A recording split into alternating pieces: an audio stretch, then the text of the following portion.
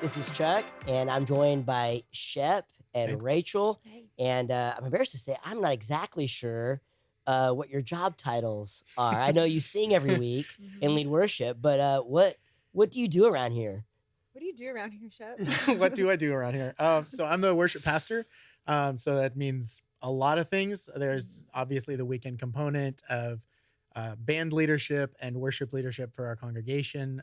There's discipleship of the band members and all that kind of thing. But there's a lot of just kind of week to week arranging songs, scheduling people for the band, getting ready for certain events and things like that. So That's one of my awesome. favorite things I do is actually working on music for videos. So our video team does great stuff, and they'll just bring me videos. I'll make some cool music for it and stuff like that. So That's awesome. yeah. Very cool. What's your title, Rachel? Yeah, my technical title is vocal director / worship leader. So I have the super, super fun job of just being in charge of all vocals, harmonies. Like sometimes coming up for big holidays, I'm just locked in a studio for days, just recording harmonies for like 10 vocalists and just coming up with fun stuff like that. Um, but it's funny because my job actually branches out so much more than that because I help out with family ministry stuff too, kids choirs, kind of similar to Shep, like just meeting up with volunteers, pouring into our volunteers, That's awesome. scheduling, like all those aspects. But yeah, it's a ton That's of right. fun. So Dream you're the job. one who makes sure that if people are going to be singing with us on our worship team, that they Mhm. can actually sing. Ooh, yeah. Yeah. So we do. That's another thing too. So we'll Yeah. do auditions, Auditions. meet up with people, get coffee, talk to people, see awesome. where their heart's at. Yeah. Super fun. Yeah, I feel like here at Venture, we all kind of have our hands in a lot of different things, even whatever our title is. I know my job Mhm. has expanded and evolved over the Mhm. 3 years that I've been here, from college to young adults and young marrieds and all that kind of stuff. So we're all kind of, I feel like, in it together on so many things like AKC.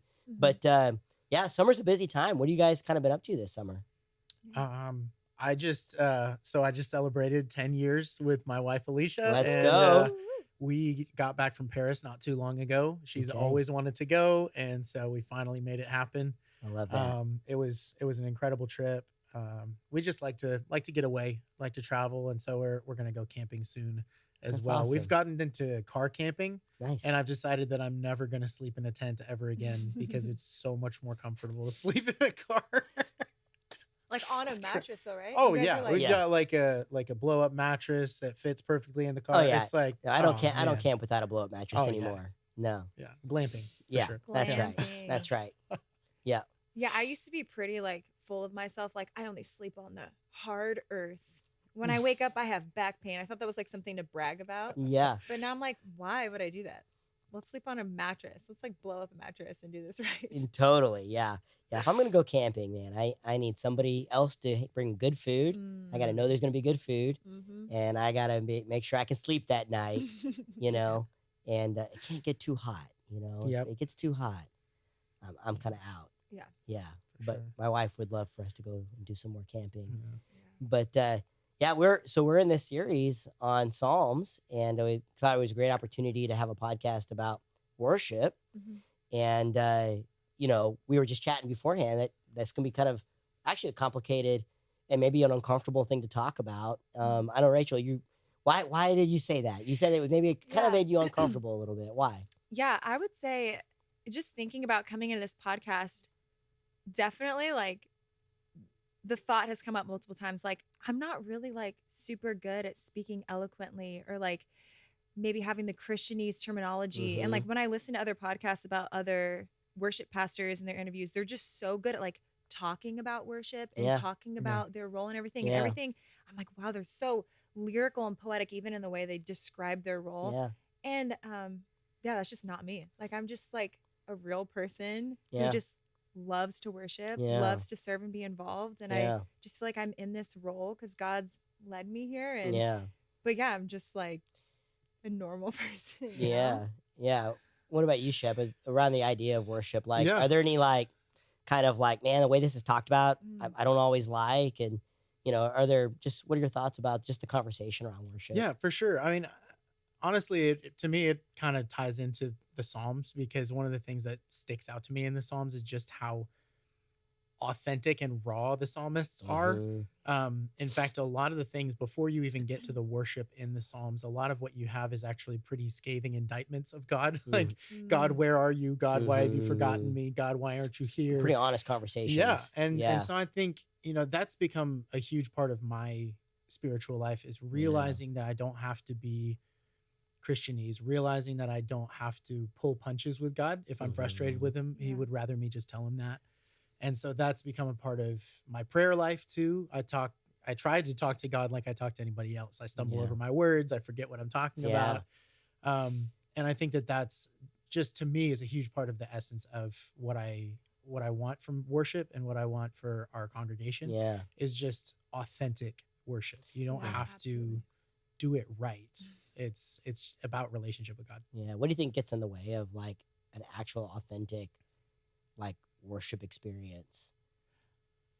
Oh man. Well, I mean, I think a lot gets in the way. Yeah. Of Like just what for you, like personally? Well, I mean, then there's also the conversation of what is worship? Yeah. Like, what does it mean to worship? Because I think a lot of people fixate on musical worship, and they have this idea of what worship is, with lights and with really good singers. And I mean, that alone can get in the way of people worshiping because they're just distracted. Yeah. And maybe they're idolizing the people on the stage. Maybe they're thinking, oh, I can't sing right now in that form of worship. I can't sing because I'm just going to look at this person or listen to this person and admire them, rather than being a part of just one small form of worship, which to me is a really big part of my worship life, which is singing what I'm feeling, being in those still moments with God and through music. But it's different for everyone. Everyone has, like, some people really connect with music, and so it's easier for them to get an authentic worship. Yeah. And other people, maybe just their meditation, their quiet time with the Lord. Yeah. I don't know, reading the Bible, like maybe that's how they can get into a place of worship. So I think what we're trying to do specifically is invite people into an authentic place of worship through singing that maybe some people aren't comfortable with. Yeah. And like, that's okay. It's okay to be uncomfortable. And like, I don't know. What were you going to say? Yeah, no, I think that there's something interesting about singing specifically. And the reason why that's become kind of the predominant way of worship is because it's just a thing that gets people involved in a group activity. Like it's the easiest thing. You start singing a song that everybody knows, and everybody just starts singing it. What comes to mind for me is like Sweet Caroline. Like everybody will sing Right. afterwards. And it's just, there's something communal about that. I think that's why it's become so predominant. But like Rachel was saying, there's so many other ways of worshiping. I think for me, a huge one is testimony. Just sharing a testimony with someone and talking about what God did in my life, and then hearing their testimony. And we just sort of mutually praise God together. Like that's amazing that God did that for you. Like, that is worship. It's also ascribing worth to God. Yeah. I think you're right. I think, the idea of worship, it's such an interesting thing. If you ask anybody, what is worship? In our Christian culture, people can say all kinds of things. And they often are talking about music styles, I think. Whether it's like, well, I like hymns worship, or I like the band, or different things like that. And I find it helpful sometimes to be like, no. But like, what about what is worship to you? And so when you kind of drill through all that, you talked about like sharing your faith, or inviting people to sing. But like, how would you define like worship? If you were to say to somebody like, hey, God's called you to be a worshiper, how would you define that? Well, I mean, I think there's so many opportunities in your life, in your day-to-day, to worship. It's just whether or not you're going to pause and take a moment to worship God in those days. And so I think what is cool about the musical aspect of worship on a Sunday is we're inviting people to pause. And maybe for some parents specifically, it's the first time that their kids are in a daycare. Like as husband and wife, they can be together in this setting where you can just stand there and be. Like you don't need to think about anything. You don't need to plan anything. Your kids are taken care of. So it's like, are you going to take the opportunity to worship God? And I've already kind of forgotten your question. But for me, it's like if let's say my daughter's down for a nap. Yeah. And I'm like, okay, I could do a million things right now. I Yeah. could think through a million things. Or Yeah. am I going to just pause right now and Yeah. like maybe listen to a song, read some scripture, like just sit in the stillness of God and let him speak to me? And can I just sing his praises and sing prayers over my life and over my family and over whatever, like, and just ponder and worship God for who he is. Yeah. And then the transformation that can take place Yeah. in my mind just from like taking that small opportunity. Yeah. I think that's what we want for our church family on a Sunday Yeah. is like, hey, like you're like, I don't know. I would assume for most people, it's pretty rare, especially where we live, that they're just like not doing anything Yeah. for like, I don't know how long worship Yeah. is, Yeah. 20 minutes Yeah. or whatever. It's a rare thing. Yeah. Yeah. Yeah. Like what? Like slowing down. Yeah. It's Yeah. a fast culture. Like Yeah. what if you pursued God in this moment? Like Yeah. what could he do for you? Yeah. What clarity or healing could he do for you if Yeah. you were to worship him? Right Yeah. now? I heard two things you said that I think, man, it's so important for like us to get our hearts around. And one is that you said there's something about getting God in front of you Yeah. and making him the object of your heart, your mind, your affection. Yeah. And you might be surprised at what kind of transformation happens when he's the object of your heart, mind, and affection. And then a pursuit of him. I think so much of the reason we've gotten so confused, I think, around an idea of worship is so much of the conversation has been about us. And when you go through scripture, I mean, even the series we're doing in the Psalms, so much of it has to do with God, Yeah. God's character, God's faithfulness, God's, how God is the one who's going to bring justice. Yeah. It's all focused on God. I was struck when Tim did the first talk in the series on Psalms 1. I was struck by two things that I honestly had not seen, which is that one, this is a song.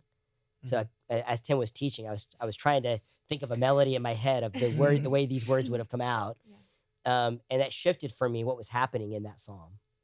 And when Tim pointed out David's affection for the law of God, would have been the Torah, his Bible at the time.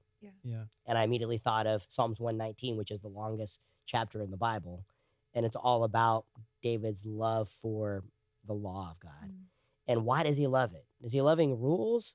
It doesn't seem so. It seems to be that it's in the law that he gets the clearest revelation of who God is. The character of God. Yeah. And so what David seems to be saying, I think, is that his worship is about getting as much of his mind around who God is. Yeah. And what did he say in Psalms 1? And so I meditate on your law day and night.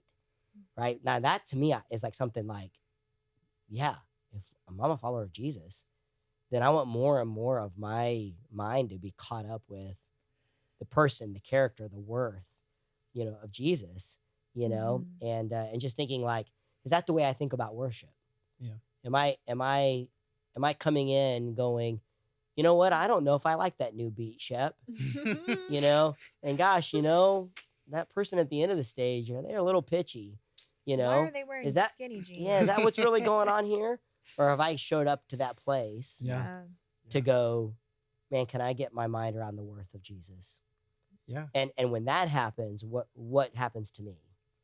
Yeah. And I got a picture of that heart early on in my worship leading career. Yeah. From my worship pastor at the time, a guy named Lucas Perry. That's awesome. And it was there was someone causing a ruckus basically in the worship center, and it was to the point where my worship pastor needed to meet with this person. Yeah. And instead of just like, what are you doing? You're acting up, all this stuff. He was like, I'm concerned about where your heart is. When you look around you, you would see that the rest of the people here are here to worship, but you seem to be wrapped up in something else. And to me, that was huge, just to realize it's like, like, what are we focused on? Yeah. Are we focused on our preferences? Are we focused on God? Are we focused on ourselves? Right. Where are we at? Right. Yeah. That's cool in your background. How was that connected, or how did you get into music and leading worship? Yeah, so that was actually after I became a worship leader Okay. here. It was just many years ago, Okay. around when I first started. But Cool. getting into worship was actually, I feel like it was a reaction to kind of me doing the opposite with my life. I Mhm. grew up in a Christian home, always did music stuff. Mm. I went to college to be like a concert pianist and Okay. decided to switch to composition I love because I that. loved all the like composition and theory and Yeah. all that kind of stuff. I've always been a nerd about those things, the numbers, the math of music Yeah. and So jealous. I writing. always wanted to be like you. And then, so like, cool, that's fun. We can all be nerds Yeah. together. Yeah. But I got scared at the end of college Mm. and was basically like, no one wants to hire that guy. No one wants, Mm. who hires composers anymore? Like Mm. the only way you make it as a composer if you want to be the next Hans Zimmer. Like Mhm. what am I gonna do? And I Yeah. got really, really afraid of Yeah. where I was gonna go in life. Totally. And so I hopped the first train, which was a band, just a regular secular band Yeah. that wanted to live like hooligans. And yeah. so by association, so did I, and just started to kind of live like a rock star and forget everything that I cared about. Yeah. And I invited my family to one of the shows, and they came and they were like, the next day they're like, "What are you doing with your life, man? Like, God made you to do music, and this is so much less than what you could be doing." And just kind of realizing that I had squandered my calling, like that I Yeah. had taken this musical gift and Yeah. just kind of like thrown it in the trash, Yeah. and was just living there. Yeah. I just had this strong reaction. It was one of the clearest times God spoke to me too. Is I remember Yeah. sitting in church and I was like, God, please tell me if I should leave this band. God, please tell me if I should leave this band. And I swear it wasn't audible, but if there was anything close to audible of God speaking to me, is like he said, shut up, you already know what to do. Wow. Wow. Because I was already convicted that I needed to leave. And I was Yeah. just looking for a way out. Yeah. I was looking for him to be like, no, it's okay. And it was like, no, stop. Yeah. I'm not going to answer your question. I already told you. Yeah. That's awesome. And so it was literally a reaction from that. I went hard in the other direction. I joined the church choir.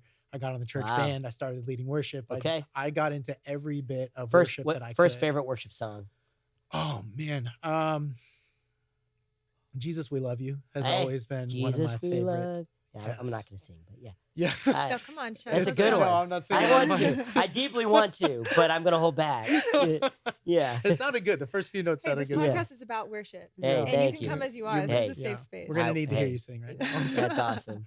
We'll do this later. Yeah. Yeah. Let's do So this. so yeah, it was just I think it was one of just the ways that God healed me from that experience Awesome. to kind of like throw me into like the most worship I could possibly do. I was I a part love of that. everything, man. I led everywhere. That's awesome. That's so cool. What about you, Rachel? How'd you Oh, get into worship man. or leading worship? Yeah. Well, it's funny because I feel like I'm the opposite of Shep in that like I'm not classically trained. I did choirs and stuff, but I never really thought I'd be in full-time music ever. I've always loved, I mean, from the youngest age, like we lived out on a bunch of property at my mom's house. My mom said I was standing on the water tank singing to the horses like as loud as I could, and the neighbors like 10 acres down are like, we can hear a girl just, I just loved music. I loved singing. I loved the Lord. Like, so I think it was only natural that like when middle school came around and I'll never forget the youth pastor being like, we're going to have worship band auditions. And I was like, I don't know what that looks like or what that even is, but I just know I love to sing and I love the Lord. So I'll never forget my dad dropping me off for auditions, and I sang Lead Me to the Cross in the highest key known to man. I love it. Like, because I didn't know anything. So they just started playing. And so I just kind of matched pitch and sang with it. And yeah, thus began my love for, I think at the time it wasn't as much that I really knew what worshiping was or that I really loved to worship, but I just loved being on a team. Yeah. I loved the band element of it. And I think I still am that way to this day. I love a group. I love that we're working towards something. I love voices gelling together and finding harmonies and, so. Do you think that taps into probably one of the core elements of what's going on in worship? Like the fact that you like to do it with people. Do you think that maybe points to, I'm it's a leading question because Yeah. because Yeah. I hear that and I think, yeah, Yeah. like there's a sense in which can you worship by yourself for sure, but is there a sense in which what happens so often, what God seems to be calling us to, Yeah. is a people, a people who come around His presence, Yeah. Well, you know? yeah, I will say, like, I think where it turned for me, Yeah. like when I was like, whoa, this is something greater than music, was Yeah. probably not until I was like in high school. Yeah, And I was at a church camp. yeah, And I didn't have to be on stage. Yeah. I didn't have to think about what I'm Yeah. singing. And at that point, I'd already been like on a worship team leading Yeah. every Sunday from like the time I Yeah. was 11 or 12. yeah, And I think I must have been like 16 or 17 because it was like the first time I went away to camp. yeah, And that was the first time I was amongst my friends and they invited us to step out of our yeah. rows Mhm. and come to the Mhm. front. And it was my first time. And I was such a rule follower and a friend follower. I was like, what are my friends doing? That's what I'm going to do. Yeah. And it was the first time I was ever like, this is kind of weird. Like, I'm going to do Mm. something kind of different. And I stepped out and came to the front and just put my hands up for the first time. Yeah. And it was like, you know, I can just remember that. I can remember lifting my hands for the first time and something about that vulnerable act of like that I surrender, putting my hands up and Yeah. singing something. It's like God's, like the words I was speaking, it hit me so much deeper. And I was like, oh my Mm. gosh.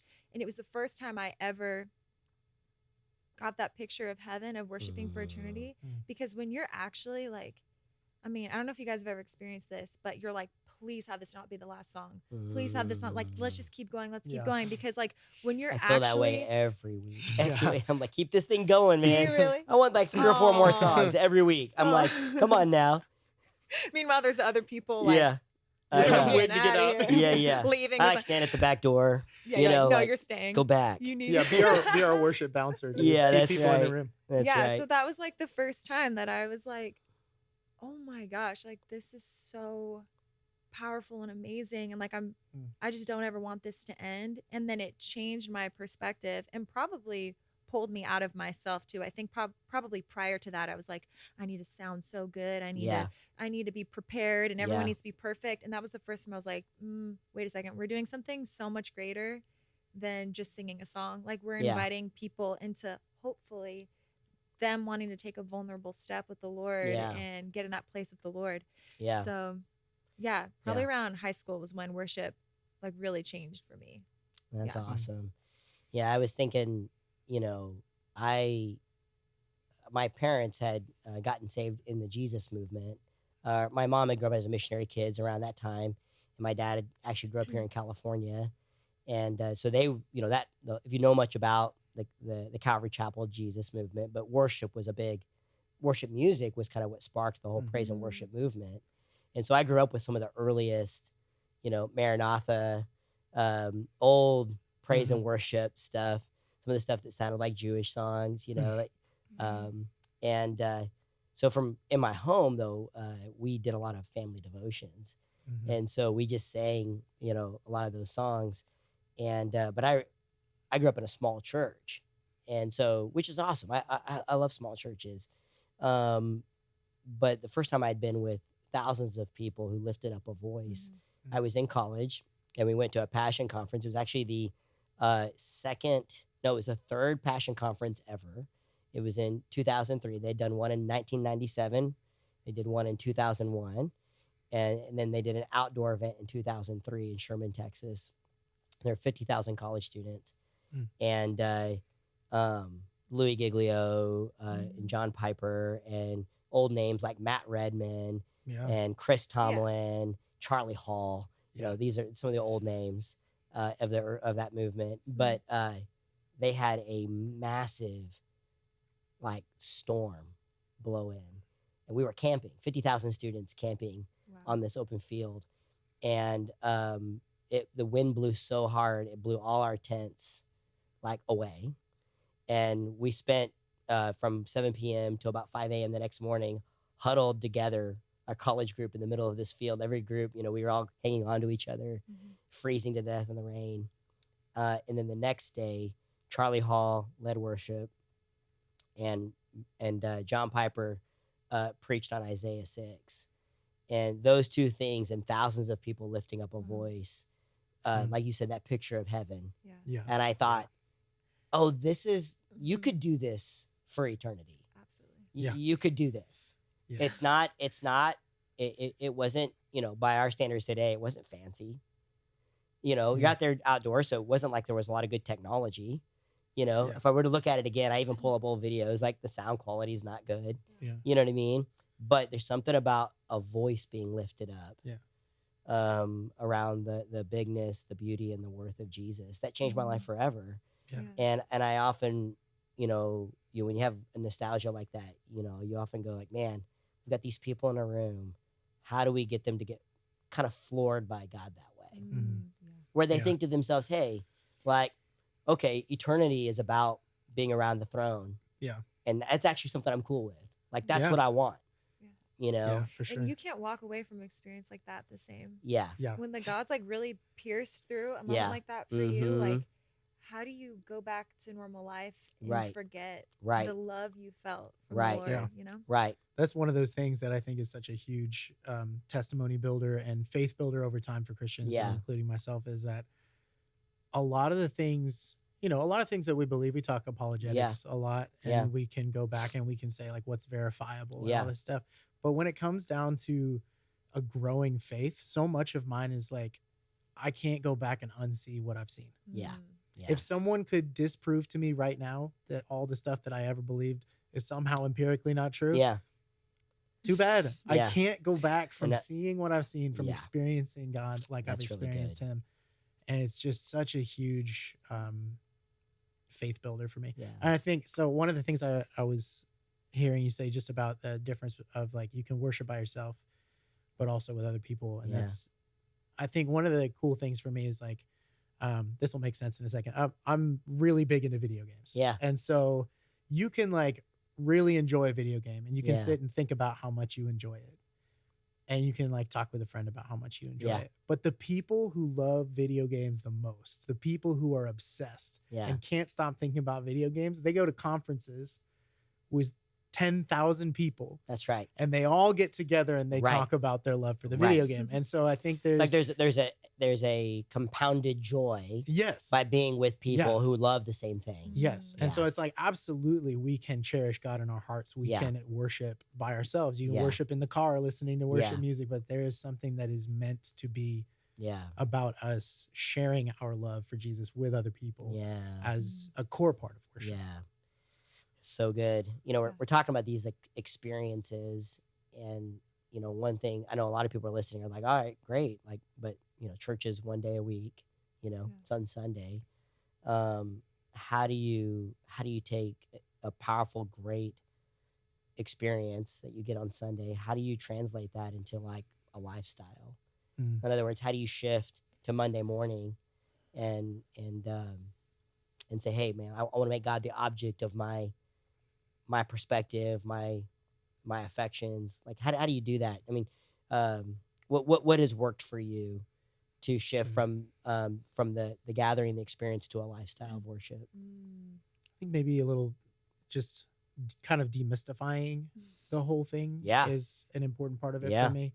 And just the fact that like when we say worship or we say praise, there are two different meanings Yeah. to those Yeah. words. There's Yeah. the cultural context Right. Christian way of saying it. Mhm. And when we say worship, we know exactly what we're talking about. The Right. lights and the fog and the Yep.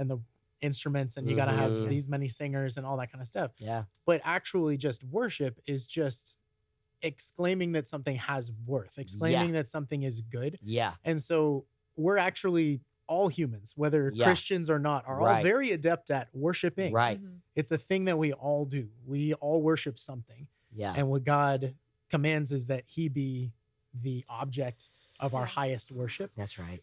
And so I think that that's a really helpful thing to me to remember. Like, there are things that we worship, and like there are lesser things that we worship. There are Yeah. other things that we praise. Praise is a great word for this Yeah. because you can imagine a father and a son playing baseball together, Yeah. and the father praises the son for a good job Yeah. throwing the ball or whatever it is. That is ascribing worth in a good way. Yeah. there are things that we worship that are bad. There Yeah. are things that we worship that are selfish. Sure. But I think, one, obviously God understands that we worship these things. Yeah. What he wants is for us to worship him above all Yeah. those things. And so I think it's a lot less mysterious and a lot more simple just to recognize, like, Yeah. look, we show on a daily basis that we find worth in things. Yeah. The more I talk about it, the more I Yeah. want to talk about it. And the more Yeah. I think well about that thing. Yeah. That's really good. And so, I talk well about my wife. I talk well about my friends. I'm like, oh man, I know this guy. He's so good at this thing. Like, man, I love working with Chuck. I Yeah. love working with Chuck. It's like so fun to Yeah. plan worship services Yeah. with him. Yeah. Like that is a form of worship. It's a form of praise. Yeah. And just to remember that, and like, when I just say, man, God's been so good to me, like, Yeah. I'm worshiping. I Yeah. don't have to go get in another room and get spiritual and get on my knees Yeah. to be Like, worshiping or you God. can, but it can be both and. Yeah, exactly. Right? It can be in all contexts. That's right. Yeah, what I would say is just like, I think it's really easy, and at least for me, to get to a place of shame when, like, how do we, leave Sunday when you have that kind of, you might have an emotional high or something. Mhm. And then on a Monday when I don't feel that, or maybe I listen to a song and I'm just not getting there. I think it's so quick to get to a place of shame, like, because you're not feeling it. And I think it's just so important too to talk, kind of like how Shep was, it's important to talk about how you can worship despite your feelings. You can Yeah. worship despite, it doesn't need to look or feel a certain way. Yeah. So for me, that's been the biggest thing, is giving myself grace and allowing myself, especially right now, I'm in such a specific season of trying to figure out how to be a mom to an 8-month-old. Yeah. And how to, like, maybe what was easier for me to do before, get into a time of worship, quiet time, now it just feels impossible. And like, does that mean God is like upset with me because it's looking different? So I think it's easy to get that place of shame of like, oh man, I'm not reading my Bible as much, or I'm not sitting still and having those quiet times with him as much. But sometimes, like, I can be worshiping him through my behavior, through my character, through even like, just what am I listening to? How am I communicating? Even like, am I taking opportunities to pray and talk with God? And when I'm in the car coming over the hill to work, how could I be worshiping God in those moments? Yeah. And just because it looks a little bit different. You're making me think of like Romans 12, right? Where it says, offer your bodies as a living sacrifice. In other words, it means that worship is your life. And so whether you pick up your baby and change a diaper, or you're driving over the road, right? You're offering your life out to say, hey, this doesn't belong to me. This is aimed at the glory of God. This is, this is all for God. And so I do think it's important to demystify some of our life and go, well, this is my not my secular, but this is my non-spiritual life. And here's my spiritual life. I just don't think we're allowed to do that. I was thinking too, like, if we really are to meditate, if that's part of worship, then I think like what the app provides as like a scripture that comes out every day as an opportunity to look at it and not just get head knowledge, but if we're really looking for God in it, that can be worship. That can be an everyday pulling that up. And the cool thing about it is like your church is doing it. And so in some ways you're not with your church every day, but you are with your church every day when you pull up a text that your church is reading.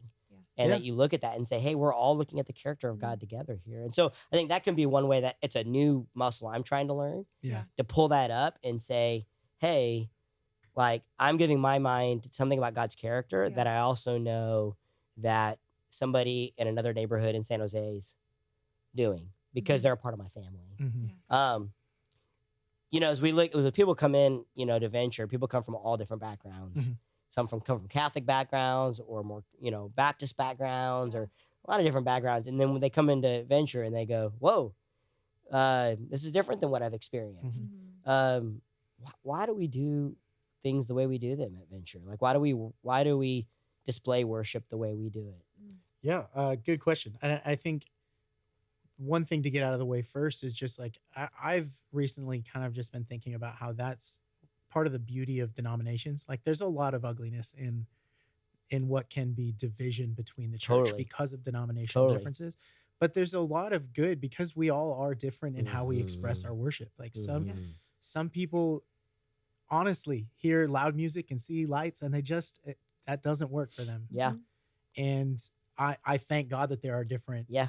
denominations. Yeah. So people Me who too. do things differently. Yeah. Mhm. A lot of people, my wife is actually a lot more liturgical in her Yeah. approach. And Yeah. so more of those like specific liturgies and Mhm. things really meet her in a place where she Yeah. is ready to worship. Yeah. Mhm. And for me, it's not. For me, it's those like real raw, just kind of open worship Mhm. nights, that kind Yeah. of thing, and like not structured. Yeah. In terms of why we do what we do here, like at lights, for example, I don't know if you know this, a lot of like old cathedrals. In fact, I would hazard a guess most old cathedrals were built in a way to specifically draw your eyes toward the front, Yeah. where there's a picture or a statue of Jesus, Yeah. and then upward Yeah. toward heaven. Yeah. And there's so much that you can do. I've worked a lot with our lighting director, Steve, Yeah. on doing lights. And Yeah. what I've realized, especially melding those with the music, is that there's a lot you can do to draw people's attention inward Yeah. and upward. Yeah. And so it's almost like the new way of doing church architecture. Yeah. It Yeah. used to be a Yeah. physical building would I draw love you in that. that direction. It eliminates distraction, right? Right. I mean, it's the same way when you're watching a movie, right? Yeah. The way it's done is like you kind of forget there's anything else going Yes. on Yeah. because the way it directs your attention. Yes. Yeah. So a Yeah. huge part of it is posture and direction of our Mhm. attention. Mhm. I've been in worship contexts where the lights went up and over, and as soon as that happened, everybody Yeah. put their hands in Yeah. the air, just worshiping Yeah. God. And I'm like, that is the modern way of doing the same effect as a cathedral, where Yeah. it makes you look up and consider the greatness of Yeah. God. In terms of the sound, it's a similar thing with just being distraction free. Like the Yeah. reason that we want great speakers and a great sound guy like Kev Yeah. is because if there's a feedback on the mic or if something doesn't sound good, every little thing, like we're very distractible creatures. Yeah. Yeah. And so Yeah. a lot of those things can just pull us out of worship. And Mhm. especially because for a lot of people, it's a learning process. We're Yeah. learning how to be authentic, and we're learning how to not care about what other people think about Yeah. us. And so as we're trying to get in that really vulnerable heart space, Yeah. Mhm. and then there's a screeching mic feedback, Yeah. and then we're Yeah. taken out of it, and we have only these few precious moments on Yeah. a Sunday That's right. to all do this together. That's right. And so that's where most of it comes from. It's just a Yeah. desire to cut out distractions Yeah. and to guide people's direction and attention. When I have people tell me like, and it's usually, I went to a Presbyterian school for my undergrad. I love my Presbyterian brothers and sisters. And they're always like, man, do you really need those lights? Or Mhm. do you really need the band like that, or whatever? And I always say, don't we believe in a God who created us in his image? And doesn't that mean that we're creative in his Mhm. image? Mhm. And is that the way you feel when like Mm. someone designs a new car and they roll down? Do you go like, now why'd they have to do that? The car I got works just fine. Right. You know what I Yeah. mean? Like, Yeah. no, we honor the way human beings made by God reflect Yeah. God in their Yeah. creativity. And there's And- a dual answer to that question too. Yeah. Is it necessary to have all those things? No. No. No. Is it in God's nature to pursue the creation of beauty Yeah. and radical attention towards Yeah. who he is? Yeah. Yes. Like both of them are And the there. diversity of like instruments. You read like the Bible Mhm. oh yeah. and like the diversity of instruments that I don't think exist anymore. And you're like Yeah. trying to picture like what this scene must have been like Mhm. for all these different instruments that are listed when they go to the temple. Yeah. And Yeah. you're just like, there's as many as there seem to be personalities. Yeah. Because people are that creative. And Mhm. I go like, yes, different churches meet people in different ways for its style. Mhm. But I think Christian maturity might be walking into any place and being like, where's where God has made people in his image, Exactly. and they are putting God's glory on display through their creativity. Yeah. To me, it all goes back to where your heart is at. Yeah. So, whenever I find myself in a cynical position where Mhm. I'm judging something, Mhm. you know, I pray that the Lord would convict me in those Yeah. moments. Like, where is your heart at right now? Yeah. And are you going to choose to get hung up on little things and Yeah. judge these people? Like, Right. those are worldly things that Right. we get hung up on. Right. And so, yeah, my encouragement to people, and look, I will say, not to shout out my family right now, but I'm related to a good number of people that they don't like all the lights. They Yeah. don't like this. They don't like how loud it is. They don't. Yeah. And so it's funny because I'm on the worship team and I love those things, but I get it. I have the family members that are just like, why don't you guys do hymns? Why don't you Yeah. just sit with the guitar? Yeah. I mean, anytime Chef and I are just up there just with the guitar, I always, you know, I wish you guys did that all the time. Yeah. And it's like, I totally understand and I get it. And those moments are sweet. But like, if you're getting hung up on us doing like it not looking the way you want it to, I just think that's a good opportunity for you to like look inward at yourself, you know. And Yeah. I'm not saying And I'm perfect because I do the same thing. and what's good for all of us is to come together as a community and to realize actually it's not about any one of us. Exactly. You Yeah. know, and I love, you know, you guys, you know, anytime I get to speak and I talk to Rachel and Shep, you know, about the worship set, you know, I'm sure they laugh because I always throw some old song at them Mhm. that I want them to do. And they hear my heart about the theme of the talk and they usually pick a better song. And and I've had to learn over time to be like, it's not about the song I want or the style that resonates with me when I think about that thing. Mhm. And I think even like this last time, you know, when I got to speak and we were doing the prayer stuff, and I mentioned a song. You guys didn't do that song. I held that grudge for a couple days. And you picked some other songs. And I thought later, I was telling my wife, man, those songs were way better than the idea I had in my head. Mm. And I think that's because it's a community. Yeah. It's a community of Yeah. people who say, hey, what does it look like for us together to come worship? Yeah. And if it's not just like what Chuck wants or what Shep wants Yeah. or what Rachel wants, it's what's good for us. And that's made by a group of us and people who come and say, let's worship together. So, Yeah. And that's not to say that it's not okay to have some criticism sometimes. Yeah. I think it's okay for worship to be, I think sometimes we do miss the mark, or Yeah. sometimes we do something Yeah. we're like, yeah, man, maybe we wouldn't do that again. yeah, And I do think it is okay if it's like, hey, you know, this song just did not land. yeah, And like, we've done it a few times now. Every time we do it, people are just not into it. Like, Oh yeah. yeah. And like, that's okay. We're not going to be like, well, where's their heart at? Yeah. You know, they need to check their heart. Like Yeah. sometimes we're like, yeah, it's just not the Oh, right yeah. song for our church. And Right. like, let's move on. Sometimes we're just flat out wrong. There was one time that I just misquoted scripture. I said something was something that Paul wrote, and it wasn't. It wasn't even close. And somebody told me about that afterwards. It's like, I'm not going to treat that the same way as Yeah. someone complaining about Yeah. a light or something. Like, Yeah. it's like, well, that's a really important thing that I Abs- missed the mark on. I did that wrong. And Absolutely. sometimes we have gone over and like maybe too much with lights. And then it's Oh, like, yeah. okay, let's tone it down now. Like, Yeah. you know, so That's actually a lot of what we've been doing recently is Yeah. Toning is it down. finding the middle ground Yeah. between doing a lot with what we have and Yeah. then making Mhm. sure that what we do with what we have is not distracting. Yeah. yeah, not So- doing all new Christmas songs on Christmas. Yeah. We figured that out. Yeah, that's really good. And one of the things that I'm kind of just realizing, Rach, after you were talking about like people who will kind of long for the acoustic yeah. set, Mhm. and we'll do those, and I love them. I love those things. The problem is I miss our community, our Yeah. band, our Mhm. vocalists, and I think if someone who is like, I wish we just always did acoustic worship, like I feel that. Yeah. I love that. But I think if they met our bassists and our drummers and our Mhm. acoustic guitar players and our singers and our keyboardists, Mhm. and they got to do life with them the way that we do life with them, Yeah. Yeah. I think they would say, okay, we want them on all the time. Yeah. Because the community aspect of it, the fact that we are loving and supporting each other, Yeah. the fact that we all worship together, Yeah. I think is far more important than what Yeah. instruments are on stage. Yeah. Like if they knew the community that was happening in the green room, Mhm. you Yeah. know, when Yeah.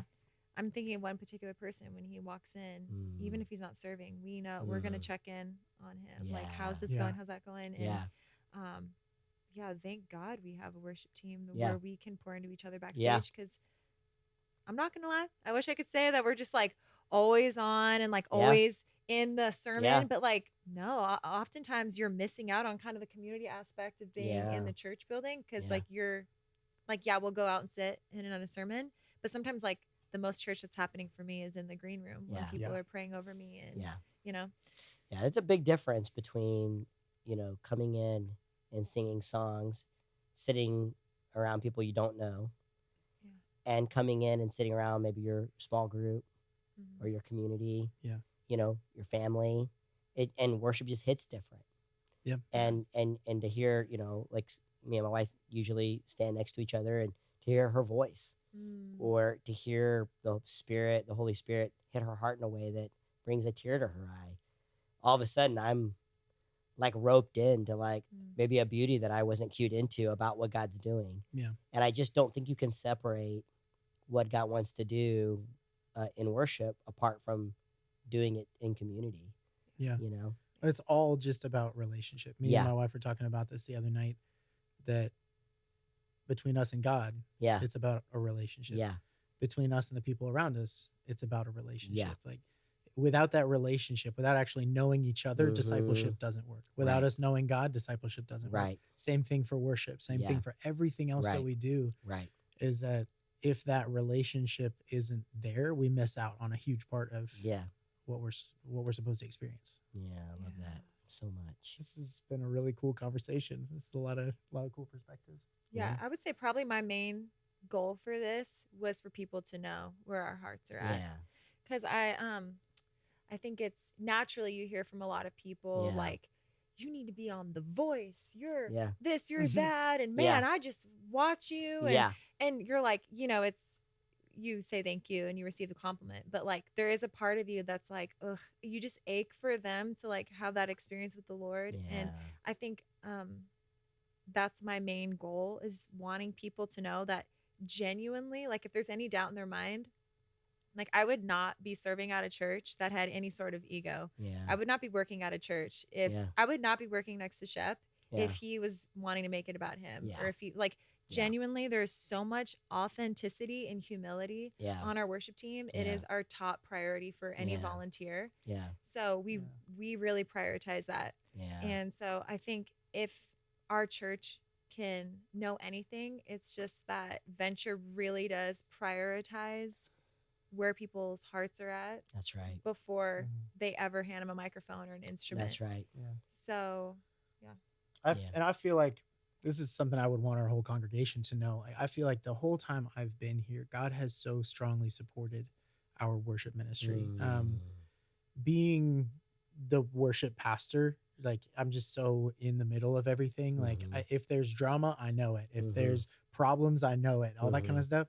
You would be so surprised at how little of it there is. Yeah. Especially when you hear about what happens Yeah. all over the place, and Yeah. what's all too common. So Yeah. much around worship culture has so much drama, and there's so many things going on, and we have been, for whatever reason, graciously protected from that. It's Yeah. just, I thank God for that. Just Yeah. it's been amazing that he keeps bringing us these people Yeah. whose hearts are all about him, who Yeah. aren't coming to us just so they can be on the stage. Yeah. yeah. It's really been a beautiful thing. Yeah. It's sad when you hear about some of the drama in the church world. Yeah. And so much of it seems connected to celebrity culture. Yeah. You Mhm. know, and like you said, making a name for yourself. Yeah. Mm. And we're here, we're talking about worship. And at the end of the day, worship is about one name. Mhm. And it's not ours. Yeah, No. it's not my And name. you just get to the place where you go, like, I just don't think God's going to honor anything that isn't at the end of the day about his name. Yeah. And I think sometimes through gifting and talent, you guys are some of the most talented musicians I've ever been around in my whole Aw. life. It's true. And I think there's a lot of people who would say that. But if it's not about the name of Jesus, I think at the end of the day, we're all in trouble. Yeah. And I think there's a sense around this place where we know that. And I think that is probably gets to what you're talking about, Yeah. Rachel. Yeah. Well, if it's not about Jesus, then we're doing a whole lot of work to accomplish That's that. right. That's right. So That's right. Yeah. yeah, I think that's a good spot. So, yeah. Yeah. So when I'm getting bossy on the microphone saying, "Come on, let's go. put your hands up," That's right. no, it's because Oh, I don't more of just that, think it Rachel. would look cool. I just think there's something cool that happens when, as a community, we raise our hands. That's right. You know, For sure. like when we're That's right. trying to egg on our Yeah. church to like step into something. That's right. It's because we're just like, That's right. As a community, when you get to that place where you're just like, and I can feel it as a worship leader, and Yeah. it does feel like a shift where people are kind of watching you, and then suddenly there's that shift where you're like, I could literally walk off the stage right now and no one would notice, right. and they would keep worshiping. Yeah. That's right. Like Mhm. that's what it's all That's about, right. getting to That's that right. place. So I love that. that's why we want to get to that place. We want to get to the place where we can walk off the stage and nobody cares. You know, Yeah. we want Yeah. so. I Anyway. love that. Hey guys, thank you so much for listening. We've had a lot of fun hanging out here and talking about worship with you guys. And we also have some original music on Spotify. So you should go to Spotify, check out Ventures Worship Music. And we also have a new EP for kids worship, Yeah. right? So it's a lot of fun. Go check it out. And we hope to see you soon.